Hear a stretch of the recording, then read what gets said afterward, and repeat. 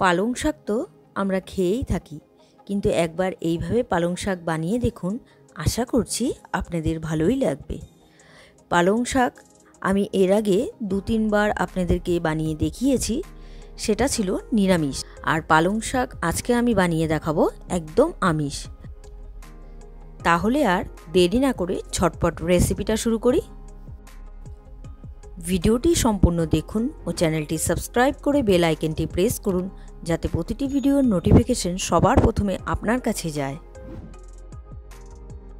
আমি পালং শাকের রেসিপি বানাবো, তাই কড়াই বসিয়ে দিয়েছি গ্যাসে। আর এদিকে কড়াইতে দিয়ে দিলাম তেল। তেলটা গরম হয়ে গেছে, আমি প্রথমেই দিয়ে দিচ্ছি শুকনো লঙ্কা ফোড়ন, আর দিয়ে দিলাম হিং। সামান্য পরিমাণ হিং দিলাম। এবার নাড়াচাড়া করে দিচ্ছি, নাহলে হিংটা পুড়ে যেতে পারে। গ্যাসের ফ্লেমটা কমিয়ে দিয়ে এবার দিয়ে দিলাম রসুন কুচি। রসুন কুচিটা একটু নাড়াচাড়া করে আমি দিয়ে দিব আদা কুচি।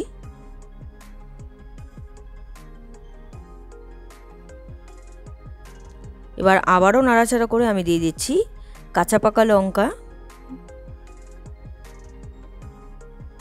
এবার দিয়ে দিলাম পেঁয়াজ কুচি। এখানে একটা মাঝারি সাইজের পেঁয়াজ কুচি আছে। পেঁয়াজটাকে ভাজতে হবে, আর রসুনের যাতে কাঁচা গন্ধটা চলে যায় সেই জন্য একটু ভালো করে ভেজে নেব।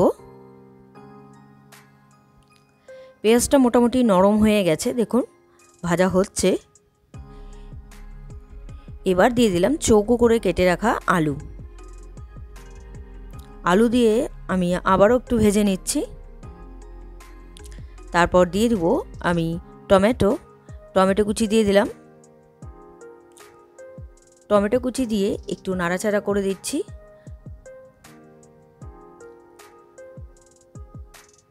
এবার দিয়ে দিচ্ছি নুন, যাতে টমেটোটা খুব তাড়াতাড়ি গলে যায়, মানে নরম হয়ে যায়।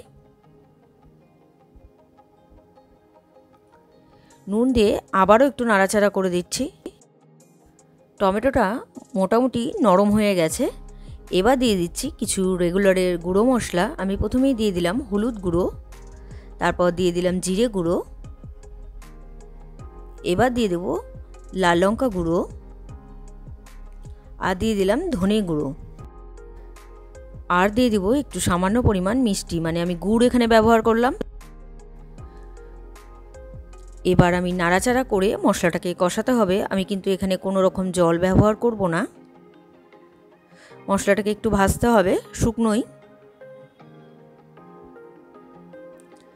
মোটামুটি ভাজা হয়ে গেছে, মানে জিরের কাঁচা গন্ধটা চলে গেছে। এবার দিয়ে দিচ্ছি মানে কুচি করে রাখা পালং শাক। একদম কুচি কুচি করে মানে কেটে নিয়েছি ঝিরি করে। ভালো করে মিলিয়ে দিচ্ছি পালং শাকটা আলুর সাথে, মানে আলু আর টমেটোর সাথে। আমি নাড়াচাড়া করে এবার দিয়ে দিচ্ছি এর মধ্যে নুন দিয়ে আবার একটু মিক্সড করে দেবো ভালো করে।